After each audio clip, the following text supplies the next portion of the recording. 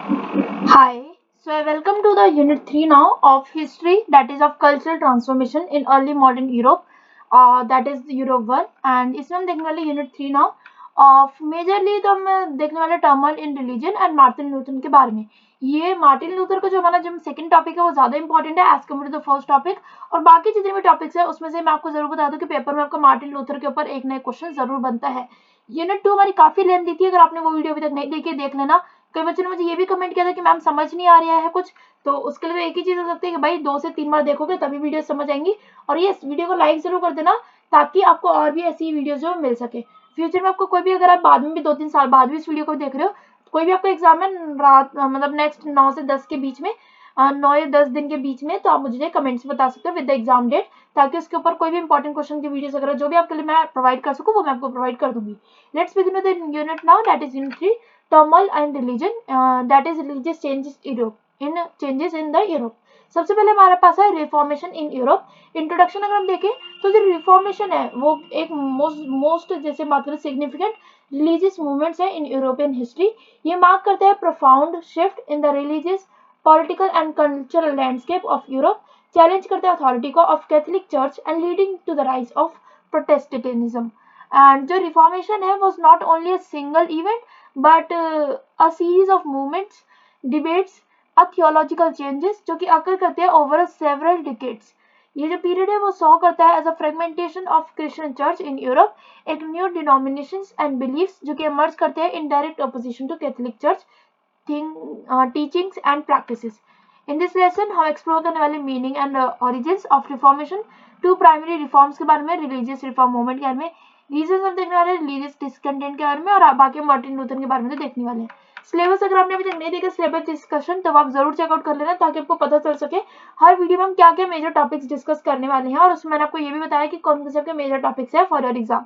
सो इसमें हमारा जो first is meaning and the Reformation movement in Europe. So अगर बात करें रिफॉर्मेशन, जो कि रेफर करते हैं एक सीरीज ऑफ रिलीजियस रिफॉर्म्स को जो कि बिगिन हुए थे अर्ली 16th सेंचुरी में। इनिशियली इन्होंने स्पार्क किया था criticism of the Catholic church and its practices.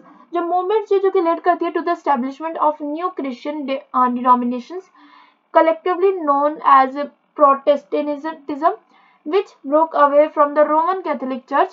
The Reformation was characterized by a call for a return to what its leader saw as a true teachings of Christianity rooted in Bible and away from what they believed were corrupt practices and excuses of church. Then we have the key aspects of the reformation जो कि include करते हैं first of all is the protest against the Catholic Church. So the reformation जो कि driven हुआ था by opposition to the Catholic Church practices such as the sale of indulgences, pardons of for sins, the accumulation of wealth by the clergy and the church's growing political power. And उसके बाद हमारे पास है the rise of Protestantism. So जो reformation है जो कि led करता है to the creation of several Protestant branches including the Lutheranism, Calvinism and the Anglicanism. ये जो है वो डोमिनेंट्स है लाइक डिनोमिनेशंस है rejected the authority of the pope and emphasized direct personal relationship with God. Emphasis on scripture. Reformers emphasize करते हैं Bible को as a sole authority in Christian life as opposed to the church's interpretation of doctrine and tradition. He advocate करते हैं for the translation of the Bible into vernacular languages so that it could be read, understood by all people, not just the clergy. There were mainly two forms of religious reform movement. While the Reformation जो है वो largely shaped था by the theological debates and criticism of the Catholic Church, ये manifest करते हैं दो distinct forms को. First of all is the Protestant Reformation. So ये जो है particularly like this was the primary reform movement जो कि sought करता है to create a new Christian denominations separate from the authority of the Church, Catholic Church. ये include करते हैं बहुत सारी वेरियस ब्रांचेस को, most prominent being Lutheranism founded by the Martin Luther and the Calvinism led by the John Calvin. So the Protestant जो है Reformation advocate करते हैं एक return of scripture and focused on individual faith as opposed to the church's mediatory role। हाँ, जो Catholic जो है like और द काउंटर रिफॉर्मेशन, अगर बात करें जो कैथोलिक रिफॉर्मेशन जो कि मार्टिन लूथर के द्वारा ही शुरू करी गई थी एक टाइम से हम बोल सकते हैं, ये जो रिस्पॉन्स है of to the protest reformation का और लाइक ये प्रोटेस्ट रिफॉर्मेशन जो कि हाँ, प्रोटेस्ट रिफॉर्मेशन इज समथिंग जो कि मार्टिन लूथर के द्वारा शुरू करी गई थी। द कैथोलिक चर्च है वो लॉन्च करते हैं its own series of reforms often refer to as the Catholic reformation और द काउंटर रिफॉर्मेशन। ये जो है was not a single movement but a response by the Catholic church ताकि वो internal to the internal corruption and external criticism. ये include करते हैं strengthening of church doctrine, the establishment of new religious orders like the Jesus and the Council of Trent, which aimed to address the issues raised by the Protestants while reaffirming Catholic doctrine. Then there is the main reasons of religious reform movements in Europe. जिसमें अगर हम बात करें तो several factors जो है जिन्होंने contribute किया है to the rise of reformation in Europe and these can be grouped into theological, social, political and the economic reasons. First is the corruption and abuses within the Catholic Church. So one of the main drivers अगर हम देखें of reformation was the widespread corruption within the Catholic Church. Some of the key abuses that provoked criticism were sale of indulgences. So जो church जो है वो sold करता है indulgences which were believed to reduce punishment for sins. This practice was seen as a form of exploitation as it encouraged people to buy indulgences rather than the generally repent for their sins. Then we have is the ceremony. Ceremony is something like जो practice जो कि हम जो है buy करते हैं और sell करते हैं church offices को, such as the positions of bishops, and cardinals was a major problem. ये अलाउ करते हैं wealthy individuals को कि वो जो है गेन कर लेते power within the church regardless of the spiritual and the moral qualification, कि चाहे वो इतना एजुकेटेड भी ना हो बट स्टिल वो बिकॉज ऑफ मनी वो उसको गैदर कर लेते उस पर्टिकुलर पोजिशन को. And then was the clerical immortality. So many clergy members जो है वो criticise for living lavish lifestyles, engaging in immoral behaviour and neglecting their religious duties. ये जो स्कैंडल्स है इरोड करती है मॉरल अथॉरिटी को of the church. Then there is the humanism and the spread of new ideas. So the rise of humanism during the Renaissance was also played an important and a crucial role in reformation.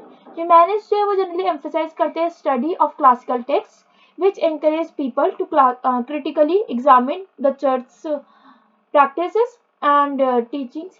Humanist scholars जो है like Erasmus वो promote करते हैं idea of a return to the original texts of the Bible and the early Christian church, which they felt that they had been distorted by the centuries of church tradition. Then is the printing press जो कि invent हुई थी by the Johannes Gutenberg in the mid 15th century, made it possible to mass produce books including translations of the Bible. ये allow करती है new ideas को कि वो स्प्रेड करे rapidly across Europe, making the reformation a more widespread movement. Then there is the political and social factors. So growing nationalism के बारे में हम देखें, सो एज जो यूरोपियन मोनार्क्स जो है वो सॉट टू कंसोलिडेट करते हैं अपनी पावर्स को और रिड्यूस करते हैं इन्फ्लुएंस को of the pope, many rulers support करते हैं वो रिफॉर्मेशन को. जो राइज है of powerful nation states particularly in northern Europe gave a secular rulers a strong incentive to challenge the authority of a Catholic church. Then you have the peasant revolts.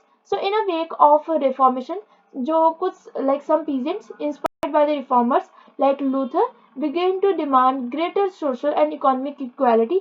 ये जो वो led करते हैं to uprising like a German peasants war 1524 से 1525 तक के बीच में, जहाँ पे पीजेंट्स जो वो यूज करते थे रिफॉर्मेशन आइडियाज ताकि वो आर्ग्यू कर सके for social reforms. Then is the economic changes. So जो राइज हुआ है वेल्थी मर्चेंट क्लासेस का एंड डिक्लाइन हुआ है फीडलिज्म का, उसने कंट्रीब्यूट किया टू द रिफॉर्मेशन. जो न्यूली एम्पावर्ड बुर्गीज थे ऑफन रिजेंट करते थे चर्च वेल्थ को एंड इन्फ्लुएंस को, particularly its control over tithes and titles and land. I think ये टाइटल्स होना चाहिए. And then is the Martin Luther के बारे में हम देखें. So ideas and works given by Martin Luther for the Reformation movement. So Martin Luther जो है is often credited with the starting with the Protestant movement Reformation, जो कि मैंने आपको बताया था, जो जर्मन मॉन्क है एंड मतलब ये जो एक जनरल जर्मन मॉन्क है, एक स्कॉलर है.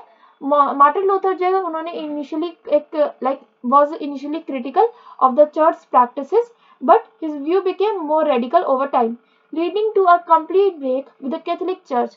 Some of his key ideas and contributions to the Reformation include 95 Theses, that is in 1517 Luther जो है वो famously nail करते हैं his 95 Theses to the door of the Wittenberg Castle Church. ये जो है थीसिस जो जनरली मोरलिस्ट ऑफ क्रिटिसिज्म जो कि एम करते हैं at Catholic church particularly the sale of indulgences. Luther जो वो argument करते हैं was that the salvation could not be bought and that the Pope had no authority to forgive sins. Then there is a justification by faith alone. One of the Luther's जो central theological belief है was that कि जो salvation जो है could not be earned through good works or by purchasing indulgences, but rather through faith alone, sola fide, that is. This was a direct challenge to Catholic doctrine, which emphasized both faith and the works. Then we have is the sola scriptura. So that is कि जो Luther जो है वो उन्होंने argue किया था कि जो बाइबल जो है should be the ultimate source of authority for Christians rather than the church tradition or the pope. And ये advocate करते for the translation of the Bible into vernacular languages so that जो ordinary people जो है वो भी read कर सके इसको और interpret कर सके scriptures को themselves. Then is the priesthood of all believers. So जो लूथर जो वो reject करते हैं hierarchical structure को of Catholic Church, asserting that all जो Christians है had the direct access to God through faith. ये जो idea है वो diminish करता है role of priests as the intermediaries between the God and people की मतलब वो कहते थे कि चर्चेज अगर में गॉड वगैरह या फिर प्रीस्ट वगैरह नहीं होने चाहिए कि वो भगवान से कनेक्ट करवाएं बल्कि लोग जो है वो खुद ही कनेक्ट कर पाएंगे अगर वहाँ पे प्रीस्ट वगैरह नहीं होंगे in the churches. Then there is the reaction of the papacy and the major social classes to the ideas of religious reformation. So जो the papacy है like जो कैथलिक चर्च है वो strongly oppose करते हैं लूथर्स के teachings को. In 1520 Pope Leo जो है उन्होंने इशू किया था एक papal bull, एक formal decree condemning the Luther's view and demanding that he recant. Like जो लूथर जो है उन्होंने रिफ्यूज किया था and in 1521 he was the excommunicated from the church. And उसके बाद अगर हम देखें जो papacy देखते हैं लूथर को as a heretic who threatened the unity and the authority of the church. Then it was the social class. So social classes के बारे में हम देखें तो different social classes जो है वो respond करती है to the Luther ideas in varied ways कि मतलब सबका एक अपना अलग वे होता है to respond करने का मार्टिन लूथर्स के अपनी ideas पे और उनके beliefs पे. First of all is the clergy. अब क्लर्जी का क्या बिलीफ था? सो बहुत सारे क्लर्जी मेंबर्स जो है specially those who benefited from the church wealth and influence वो अपोज करते हैं लूथर के रिफॉर्म्स को. हाउएवर सम मॉन्क्स जो है स्कॉलर जो है जो रिफॉर्म माइंडेड है प्रीस्ट वो सपोर्ट करते हैं उनके आइडियाज को. नेक्स्ट अगर हम देखें नोबिलिटी के बारे में, many German princes and secular rulers वो देखते हैं लूथर्स के मूवमेंट को as an opportunity to reduce power of the pope and the Catholic church. कुछ प्रिंसेस जो such as Frederick the vice of Saxony and उन्होंने प्रोटेक्ट किया था लूथर को, protected Luther and provided him with the platform for spreading his ideas कि ताकि वो अपनी जो आइडियाज वगैरह है उनको आगे लोगों तक ला सके. तो किसने हेल्प करी थी? That was the Frederick the vice of Saxony. हाँ. नेक्स्ट हमारे पास है अब the topic is the peasants. Peasants ने कैसा रिस्पॉन्स किया था to the Martin Luther's ideas? So in various years जो in early years of Reformation कुछ पीजेंट्स जो है वो सपोर्ट करते थे लूथर्स के आइडियाज को hoping they would lead to a social and economic reformation. However Luther जो है did not endorse the violent uprisings that followed such as the German peasants war. He is reluctant to support the revolts caused the tensions with the lower classes.